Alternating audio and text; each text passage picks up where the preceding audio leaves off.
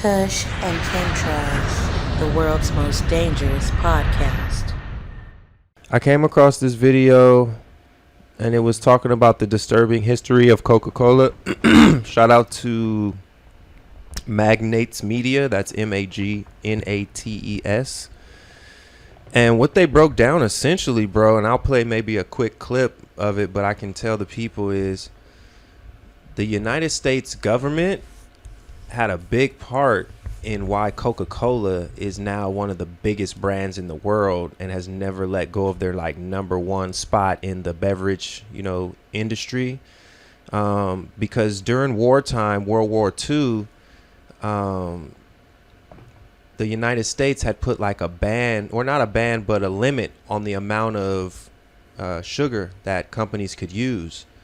And Coca-Cola, of course, lobbied against this being imposed against them because the argument on their behalf was that they're a wartime necessity product. And the way that they argued it was they boost morale, not only for people at home, but the soldiers abroad.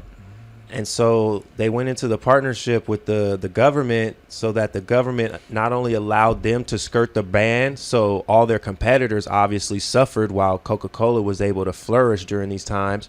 But Coca-Cola was promoted alongside the army to promote like patriotism and stuff.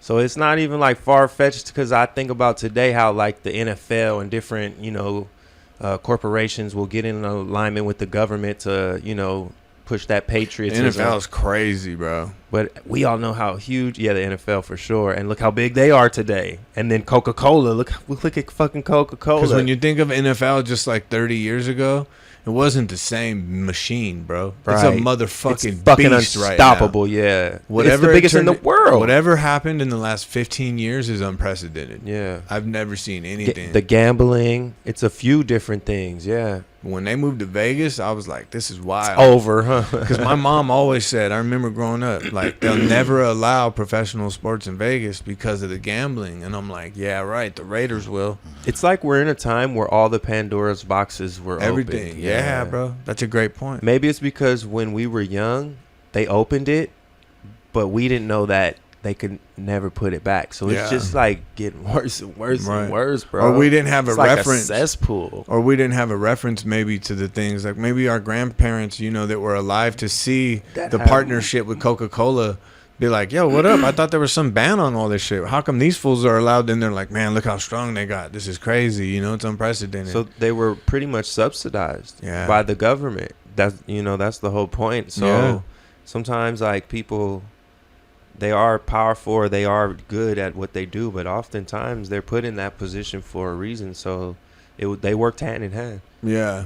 The government needed Coca-Cola. Coca-Cola needed the government type deal. So and now they're entrenched in what it is to be American. Hell it's yeah. Almost like that's how strong that brand, is.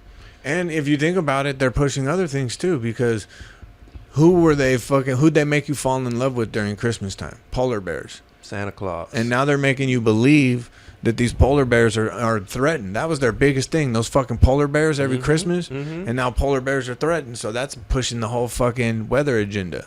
They're still at it. That's awesome that you brought that up, because now you can see the other references. And then I saw this.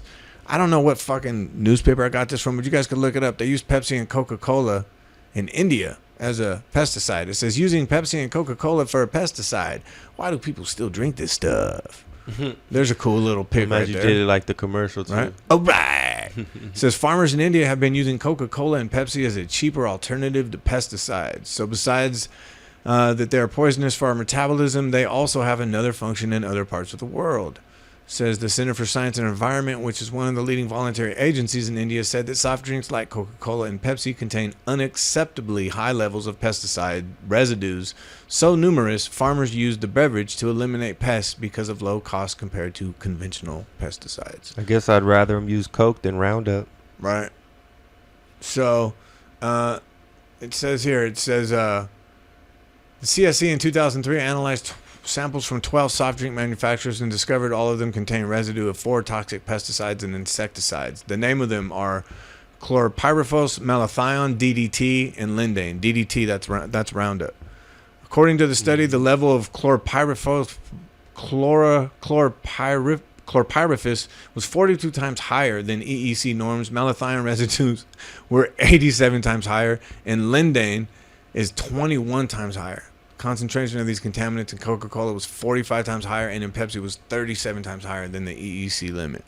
Dude, DDT's in everything, bro. That's crazy, right? It's proliferated like our whole like ecosystem, bro. It's stupid, bro. You brought it up when we were talking about something, and it was spilled through the groundwater or something. It spilled into the soil, and it was like all in some fucking drinking water, like insane amounts. Yeah, fuck those dudes, man. So they talk about all the things that it does. I mean, Jesus, it's toxic enough, they said, to cause nervous system damage, cancer, damage to the reproductive system, birth defects, and damage to the immune system.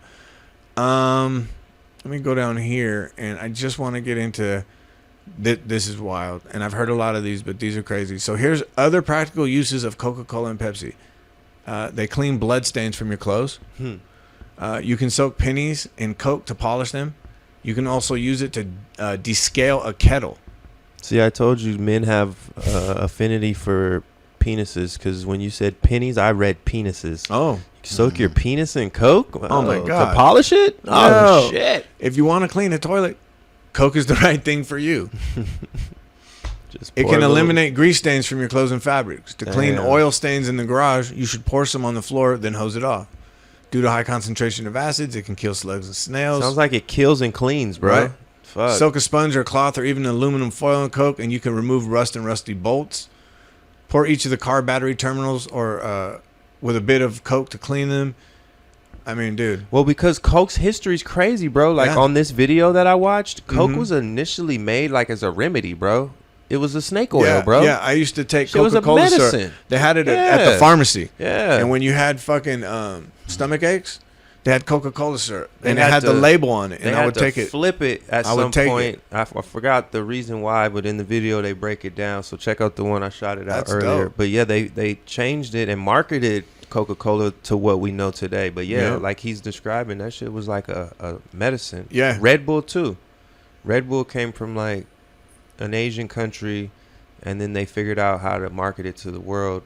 You had to get it from the pharmacy too, bro. The Coke? The Coca-Cola syrup. Because I thought it was like, it was at the time, bro. Like at that time, it was like, yeah, people did that shit. Because you would mention it and you would hear people say it like, oh yeah, Coca-Cola syrup.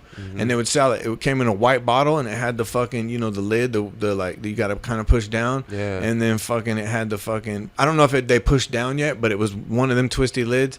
And it was white with the red Coca-Cola label. And it was only the syrup. No carbonation, nothing thick. And I think at first that's all they sold was the syrup. And even once they started expanding their program to when they sourced it in different places, all they would sell was the syrup because it kept their costs down when they first started. Yeah. And then when they started bottling, they had a bottling company, so that was separate from the beverage company. Yeah. And eventually that became a conflict. But yeah, the history of a lot of these companies is really interesting, bro, when you really go into it. Yeah. Just like the history of a lot of the shit we be digging into, bro. Hell yeah.